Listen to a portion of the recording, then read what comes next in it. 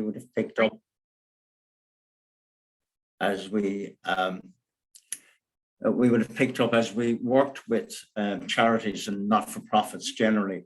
And some of the governance insights that we've picked up are interesting, and happy to share some of them with you.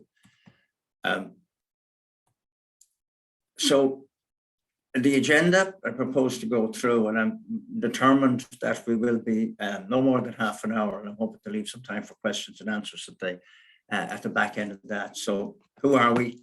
A little bit about good governance, the requirements of the Charities Governance Code, and two of the issues that are embedded in that governance code, which is the board evaluation and the self-assessment of individual board members.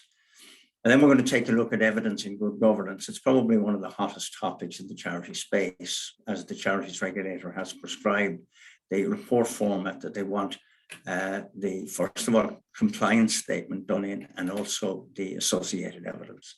And as I say, we'll go to some questions and answers. So for those of you who don't know us, we're experienced risk and compliance professionals. We've actually been in this business since 2007, and we are associated with an awful lot of the organizations that are involved in both the thinking and the processing of governance, risk and compliance. My colleague, Jerry Joyce, is involved in the development of the ISO 31000 for now 10 years. He sits on the mirror committee of the international standard.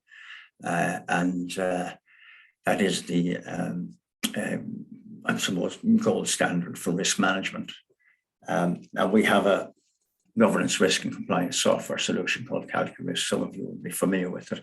And just here is a little idea of the kind of client base that we have. And as you can see from it, most of the clients we have would be in regulated environments, some to a greater or lesser extent, but generally regulation, and obviously buried into every regulatory requirement, there's an expectation of good governance. So just to talk a little bit about some of the definitions, the board or governing body or trustees, I'm not going to read it because you can pick it up there. Corporate governance provides a structure, and that's really what it's about. It's a structure under which the organization can run, develop, and achieve its charitable aim, achieve its purpose.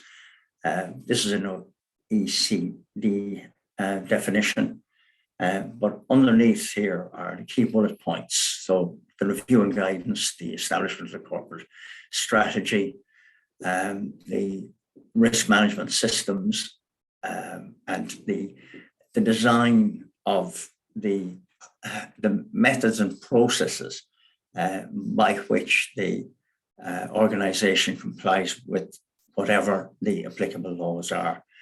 I suppose the key issue, the key thing for the governing body is to achieve the success of the organization, to guide that success. Because at the end of the day, organizations are in place to satisfy a charitable purpose for the benefit of the stated beneficiaries and to achieve the mission. And that's primarily what the board is there to lead. It talks a little bit about systems, and this is the Charities Governance Code, the definition of good governance. Talks about systems and processes, and it's designed to achieve, to ensure the achievement of the charitable objectives. It also talks a little bit about integrity. Some of you will be familiar with the 6 principles under which the code is organized, but it's looking to ensure that there's an efficiency in management. There's accountability, there's transparency, there's no conflict of interest.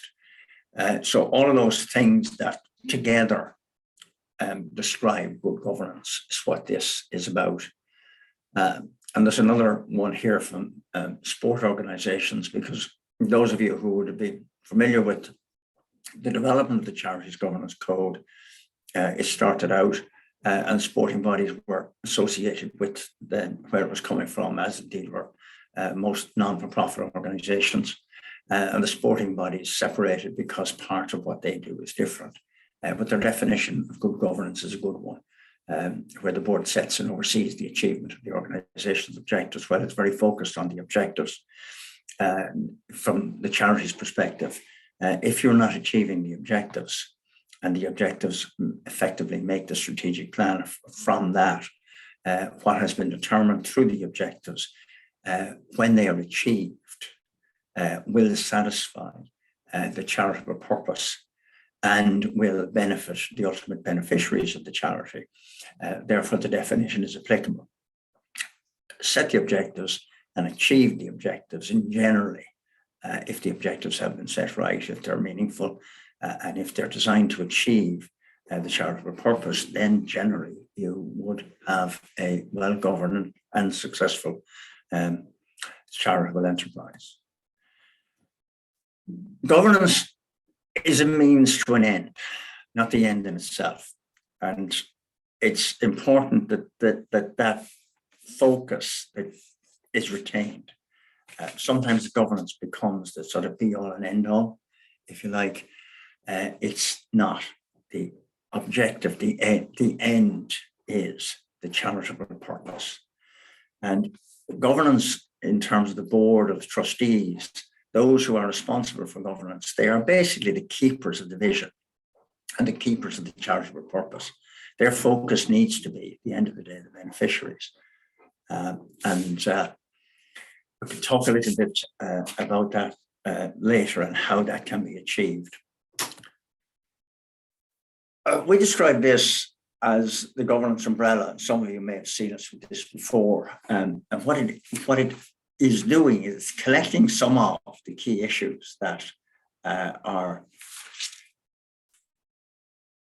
make up the totality of what is governance. So your principal object is in here, and then the things that you have to comply with. So down the right-hand side here, you've got your policies, your compliance. You have to make sure that you're resolving any issues associated with conflicts of interest.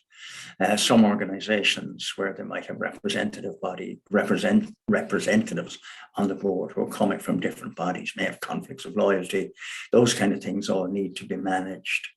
With the good governance ensured that what is agreed at board level is implemented in practice. And there are many actions that I could have added to this, but I just wanted to highlight two here: the compliance and the risk management piece.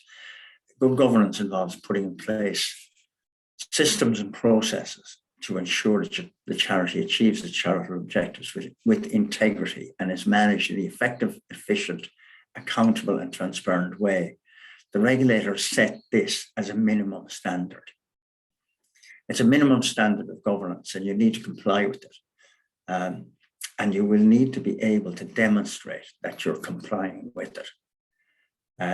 So when we look then at different aspects of the code, so I'm going to just go down the right-hand side here, look at the financials, for example, the reporting, and the establishment of the objectives. The umbrella, under the umbrella is the totality of what is expected. And on the left-hand side, you talk about the financials. If the objectives aren't being met and the financials aren't, the income isn't coming in, then strategically or operationally, you have to make changes, you have to make decisions. So the governance regime guides the totality of what's going on in the organization. And the link between the executive and the board is very important here, because there's a shared responsibility here, but the accountability lies with the board. The code itself is actually quite succinctly set out in 6 elements. The first one, the clear purpose. If they look for agreed plan and resource, there is no point in undertaking any activity if it's not reasonably well resourced, so you don't know where the resource is going to come from when you undertake it. So these are the kind of things that need to be in place. Behaving with integrity is referred to it earlier on about managing conflicts of interest. And it's about, to a great extent, it's about who you are and what you are, both as an individual and as a collective. One of the things that they talk about is reviewing the board on an annual basis, that the board looks at itself. And in looking at itself, it also talks in the code, and it's not just the code. Good practice suggests that the individual board members look at themselves as well, and their place, their part, their attitude, etc., inside what they do. So you're looking at it's degree of leadership. It's and as I say, it's about who you are and how you operate. And what's expected in here is that there is control exercised, and this is the fourth principle. And in the exercise of control, identified risks will be managed. Obviously, the finances will be managed, and necessary things like insurance cover to protect employees, to protect the public, and to protect buildings if there's buildings involved. Those kind of things need to be in place, and the board are responsible at the end of the day, are accountable to ensure that they are working effectively. Written into the text, there are things, some stated, some alluded to. It's the how. How do you work? Factual decision making, having data, having availability of data, knowing the kind of decisions that need to be made. Ideally, the board would have a good mix of skills, and they should look to having a good mix of skills, well-organized board meetings. And I suppose some of it also is participation, that the members who come as trustees commit to being active participants in the decision-making processes. And the last of them, accountability and transparency, and this begins to speak to the kind of requirements, the reporting requirements, and it also speaks to the involvement of stakeholders. So whoever the stakeholders are, in some cases there'll be funders, there'll be supporters, there may be sponsors, there may be volunteers, and beneficiaries or beneficial representatives. I talked a little bit about evaluating the board. What I've done here is just put down some of the things that a board should collectively look at, and maybe just ask some of these questions. This is not an exhaustive list, and anybody who's been involved in governance or who's been involved in a board would sit down and they could write and keep writing, like the kind of things that collectively a board should be able to do. But I would just point out a couple of them. The first one, have we found a balance between being entrepreneurial and being prudent? I had many years ago a mechanics professor, and he used to say that anybody who never made a mistake never made anything. And while you don't want to be doing that when you're in a position of governance or on a board of a charity, there's a certain amount of, I'm going to call it, risk that needs to be taken. You need to be entrepreneurial in the interest of the charity. So a little bit creative about finding your sources of revenue, that kind of thing, not to be afraid of stuff. Being over prudent, you may lose out, you may lose an opportunity, the charity, the collective, the charity may lose out. It's not the board itself. So finding a balance is important, and getting the ideas that would cause a situation to continue to improve. And in many cases, entrepreneurship is a requirement to even stand still, particularly as we go into now an environment of higher level of inflation, and therefore less disposable income for charitable donations and that kind of thing. So yeah, flexible with a degree of prudence, but not over prudent, is really what I'm trying to say. I picked a few of the others of board meetings, constructive and well run. That's important. One of the key issues that runs through the governance code is succession. And having a good succession process in place is a very important thing for boards. It's probably one of the thorniest issues that's out there in the charity space. An awful lot of what you're dealing with is voluntary effort, and people wind up in what appear to be indispensable places. But this process needs to be thought through. There should be limits on terms and that kind of thing. But it is something that should be part of your annual discussion. What is the succession plan? And sometimes that can be led by what would happen if, and the issue is what would happen if so-and-so wasn't available. That's the kind of process that you need to think through.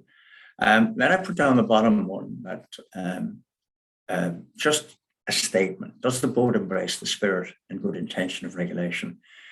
We come across organizations who resent the regulators. And while let's say nobody loves them, you need to understand why they're there. And the board needs to understand exactly what it says, the spirit and good intention of regulation. Regulation is there to protect society. That's what regulators are for. That's what good government does. Boards, and I think for the most part, boards of charities are there and they do accept the regulation, but sometimes they will get annoyed, vexed by the tedium of it. That tedium is something that is unfortunate. It comes with regulation. But as a board, you're better off embracing the spirit and good intention of it and finding ways to do it efficiently. The individual one. In the course of putting the slide deck together, I went through some of the stuff that we'd come across over time. And this could go on forever. I've been asked internally here by a couple of people I discussed this with if I put them together on a sheet, and we probably will do that. You'll have them as part of the slide deck. We'll share that slide deck as we usually do. But these are kind of questions that an individual on a board could ask. And they're, do I always? And the always part, for those of you who know about us and about monitoring, the all and always is key. Things go wrong when things aren't always done the same way by all the people who are obliged to do it. So these kind of questions, do I always actively consider the well-being of those involved in the charity? Do I always demonstrate my understanding of my role and statutory and legal duties as a director? And there's more. In putting them together, I just wound up, I kept going. I thought I'd do 10, I wound up doing 12. Some I know we have a mix of trustees, we have a mix of directors, we have a mix of executive, and we have a mix of compliance people in the audience this morning. But I draw your attention to one of the responsibilities of the board, if you like, and individual members is, do I always ask probing questions the CEO and executive to check and challenge our progress against our vision and strategy. And this is one of the responsibilities. The interface between the executive and the board committees is very important. It needs to be a good working relationship, and it needs to have challenge, and it needs to have understanding. Not excessive challenge, and an openness to understanding, inquisitive. And getting somebody to think through how they do that and to answer that question, do I always behave in a professional way that promotes trust and openness between the board and the executive team? Critical. You won't succeed unless that trust exists. A few more of them, and I'll stop soon. I know there's an anxiety out there. So, oh God, I want to go off and start answering these questions. Do I always encourage taking advantage of opportunities in which we can acknowledge and celebrate progress and success? Too often, what gets the headlines is the bad news. And not often enough, the successes, be they big or small within organizations, aren't heralded. It's not something that you have to have high drama about, but a simple thank you. A shake hands to a volunteer from the chair of an organization can be an extraordinarily motivating thing, not just for the individuals, but for the organization. Take the opportunity. Directors should, trustees should, in fact, anybody should take the opportunity to celebrate success. Support collective decisions the board takes. This is obvious. Strangely, not many decisions come up for the board that actually wind up being voted on. What tends to happen is a consensus is arrived at through conversation. And for the most part, the collective decisions are nodded to, signed off, and agreed, and everybody can support them subsequently. May not have been your starting position, but nonetheless, once the decision is made, it has to be supported by the collective. And my pet one here, and I put it in for my own reasons, is, do I always read the documents and arrive prepared for board meetings? I've sat on the board of a not insignificant organization where some of the board members came in and literally opened the envelopes of the board papers when they sat down at the meetings. It's disrespectful to the other board members, and it's disrespectful to the executive who put the time and effort into preparing the documentation, usually because the board has sought it. So that, to me, is one of those pet peeves. I'm going to move on to evidencing requirements, and some of you will have seen this before. So this basically is a question set from our system, and I'm just going to show you what happens. So the evidencing piece is about, and anybody who's seen the form knows that there needs to be attached minutes, there needs to be attached policies, there needs to be attached processes and procedures. What it needs is an efficient way of gathering those, but nonetheless, they need to be there. Some people do it manually. Sometimes there's a panic at the end of a year to begin to pull the thing together. And I suppose, as it's not called for, really what's required here is that the organization needs to know that should the regulator ask, it is available to the regulator. And what's put in there should be meaningful. So basically, it's gathering the bits and pieces that are required in the document. This is just an indication of how it pulls together as a report in our system, but this is what the requirement is. So you can see it here. You're familiar with it if you've done the compliance report, or if you haven't, or somebody in the organization is responsible for pulling it together, but the board is accountable for the conclusion. The board is accountable for the document at the end of the day, and if required, needs to make it available to the regulator. You're familiar with that. And the evidencing it's almost, the way it's set out, it's kind of comply or explain. So if you don't have it, but for the most part, most organizations will be generating this documentation, will have the documentation that is supportive.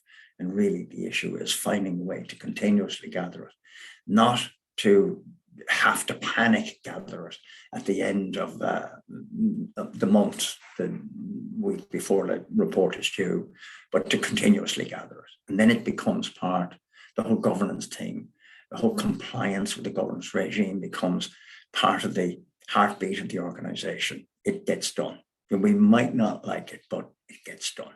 We do embrace the